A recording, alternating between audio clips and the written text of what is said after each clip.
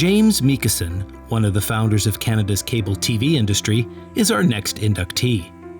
Chairman and CEO of Tryman Capital Corp., former director Nesbitt Thomson, First Marathon, and GM Capital, he reflects on the highlights of his 40-year-long and varied career. The first company I worked for was E.F. Hutton in Wall Street in New York. I only did one deal with them. I financed a very small national bank in Colorado. But then I went with Nesbitt Thomson. I was in Montreal and Toronto, and the very first deal I did with Nesbitt Thomson was I took Chum Broadcasting public.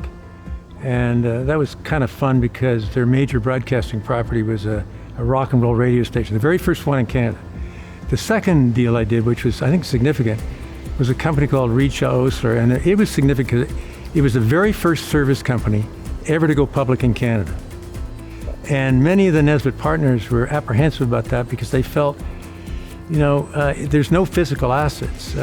It's just people, and they go up and down the elevator every day. But I persuaded them, and it turned out with the revenue diversification Richa had, it was a great success.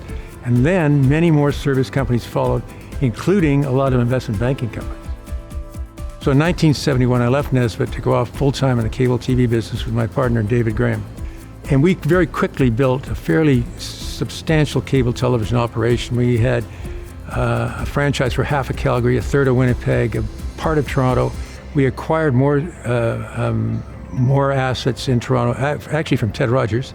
We bought the system in St. Thomas, and by, I think it was 1975, we had the 5th largest cable TV company in Canada.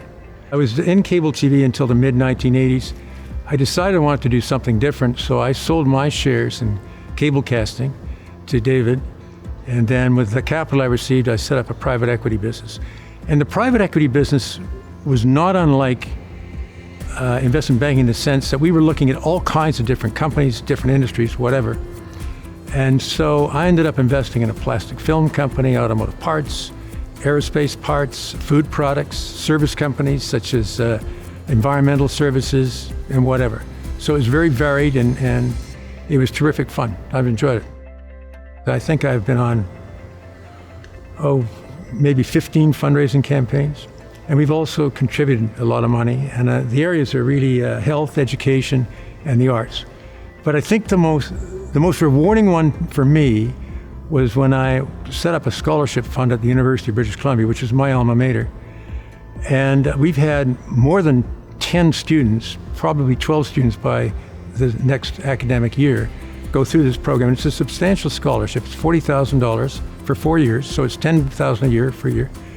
And we go once a year and have lunch with these students, past and present. And it's so rewarding to hear them talk about what they're going to do, what they've achieved, where they're hoping to go, and whatever. That's really been the most wonderful thing to me.